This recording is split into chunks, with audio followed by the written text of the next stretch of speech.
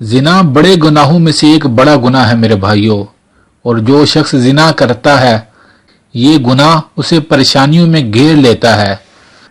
سب سے پہلی پریشانی جو ایک زنا کرنے والے شخص کو ہوتی ہے کہ اس کی یادداشت میں کمی آ جاتی ہے، بات بات پہ وہ چیزوں کو بھولے گا، بھلکڑ سا بن کر رہ جائے گا، باتیں بھولنا اس کے لیے عام سا ہو جائے گا۔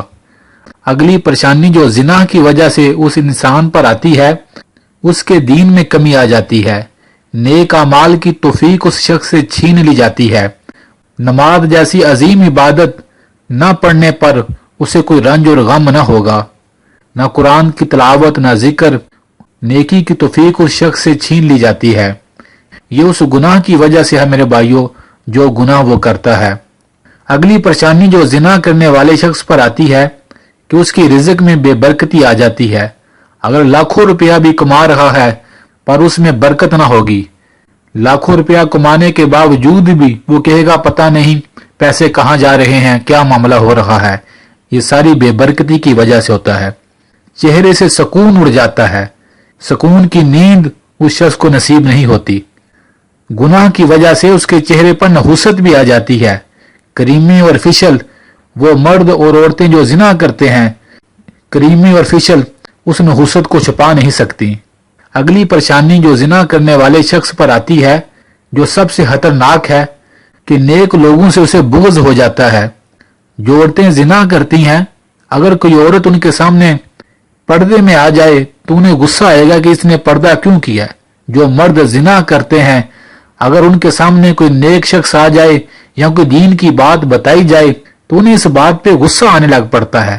یہ ساری نحوست ہے میرے بھائیوں اور بہنوں زنا کی وجہ سے۔ یہ سب سے خطرناک بات ہے کہ نیک لوگوں سے نفرت ان کے اندر بڑھ جاتی ہے، یہ زنا کی وجہ سے ہے۔ اگلی پریشانی میرے بھائیوں اور بہنوں جو زنا کرنے والے شخص پر آتی ہے کہ اس کی دعاؤں سے اثر اٹھ جاتا ہے، وہ اللہ تعالیٰ سے شکوے کرنے شروع ہو جاتا ہے۔ بات بات پر کہے گا میں نے یہ دعا مانگی تھی قبول نہیں ہوئی، میں نے یہ وظیفہ کیا تھا پورا نہیں ہوا۔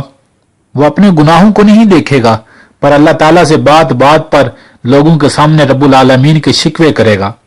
یہ بھی اس گناہ کی نحوست کی وجہ سے ہے۔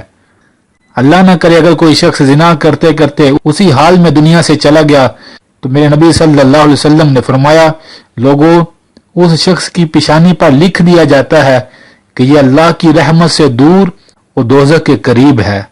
میرے بھائیوں اور بہنوں اس گناہ سے بچنا چاہیے۔ انسان کو اللہ کی رحمت سے ناجائز فائدہ نہیں اٹھانا چاہیے۔ اللہ نہ کرے انسان اتنا سوچ لے اگر عین اس گناہ کے وقت، اس گناہ کی حالت میں اگر انسان پر فالج کا اٹیک آ جائے تو انسان تو ایک قدم اٹھ کر چل بھی نہیں سکے گا۔ یہ تو اللہ کی رحمت ہے، وہ اپنے بندوں کو ڈیل دے رہا ہے کہ میرے بندے پلٹ آئیں، موت سے پہلے پہلے توبہ کر لیں۔ میرے بھائیوں اور بہنوں اگر کوئی شخص اس گناہ میں مبتلا تھا تو اسے چاہیے سچے دل سے توبہ کر لے۔ ابھی سانسیں چل رہی ہیں، ابھی کی ہوئی توبہ پر سارے گناہ معاف ہو جائیں گے۔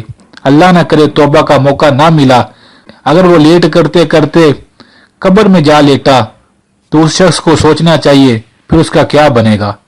توبہ بڑی آسان ہے میرے بھائیوں اور بہنوں، بس انسان پکی نیت کر لے کہ آئندہ کے بعد اس گناہ کو میں کبھی نہیں کروں گا۔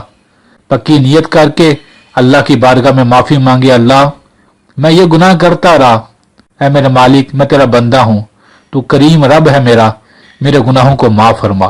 بس اتنے سے بولنے ہیں میرے بھائیوں اور بہنوں، اللہ سالوں کے اس کے گناہوں کو اپنی رحمت کے صدقے معاف فرما دیں گے، اور اس شخص کا شمار ان بولوں کے بعد اللہ کے گنہگاروں سے نکل کر اللہ کے نیکوں میں شمار ہوگا۔ اللہ سے دعا ہے اللہ تمام امت کو اس کبیرہ گناہ سے اپنی حفاظت میں رکھے، آمین۔